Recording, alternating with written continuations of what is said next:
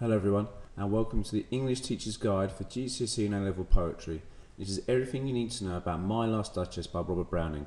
Now the aim of these videos is to give you all the information you need on structure, form and language in a quick and easy way to help you achieve A star in your exams.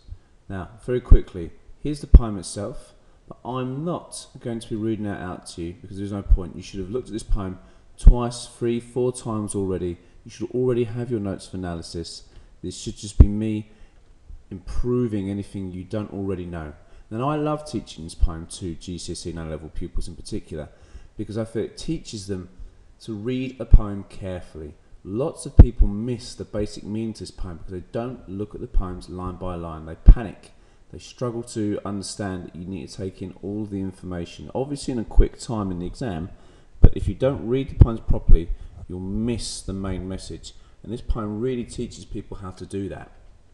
So what is the basic meaning? Well, the poem is set in the Duke's home and begins with him introducing his painting of his former wife, the Duchess, to the Count's servant. And obviously the Count is the father of the daughter the Duke now wishes to marry.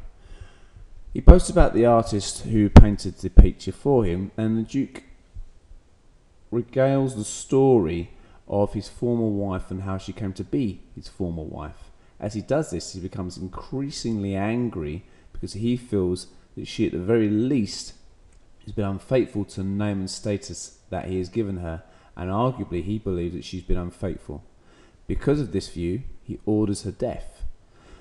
The Duke, after going through an angered rambling, all of a sudden remembers who he's talking to, and the fact that he's actually trying to arrange a marriage to another woman, snaps out of it and asks the servant to move downstairs with him so that he can organise the next marriage, not before he points out another statue by a famous artist.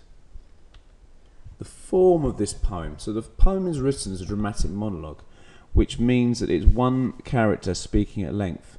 What this does, in this particular sense, is it emphasises the Duke's control potentially over the Duchess, but at the same time it also suggests that to the Duke only his opinion matters. The use of iambic pentameter throughout this poem is traditionally associated with romantic love. However, Browning is using this somewhat ironically, as there is a lack of respect in the relationship. Also, the syllabic structure helps to emphasise even syllables, which helps to emphasise particular words or highlight the tone of the speaker, such as all, my, and stoop. Let's look at the next part of the analysis. So structure, as you will notice, there's a use of rhyming couplets all the way through, and again, this in one sense could suggest a close and loving relationship, but actually what this helps to emphasise is the strict control the Duke has over his Duchess in all aspects of her life.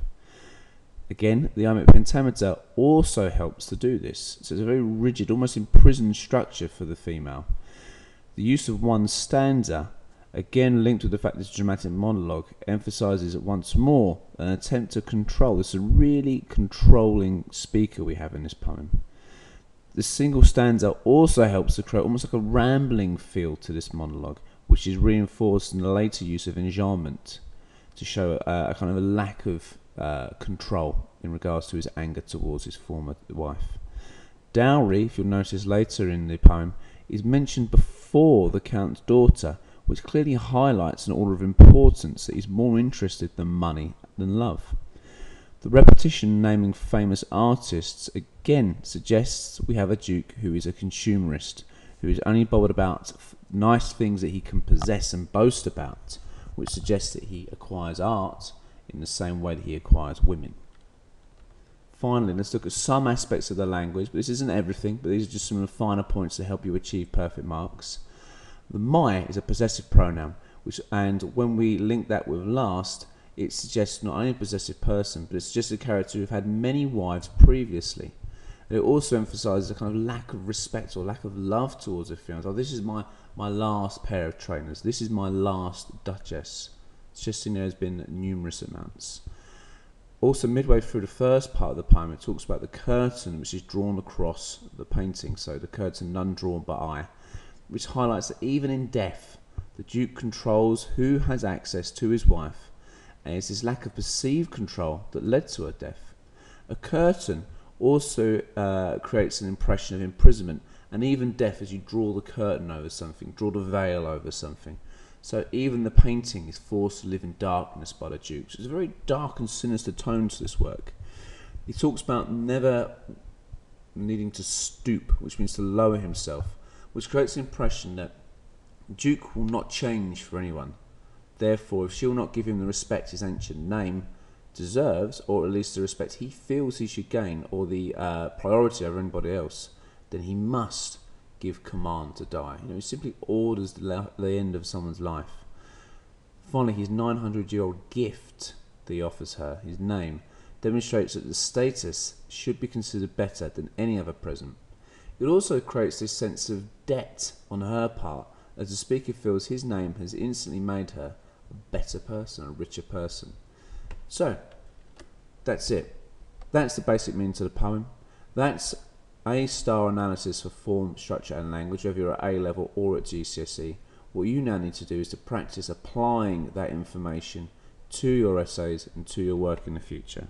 So keep revising, and well done.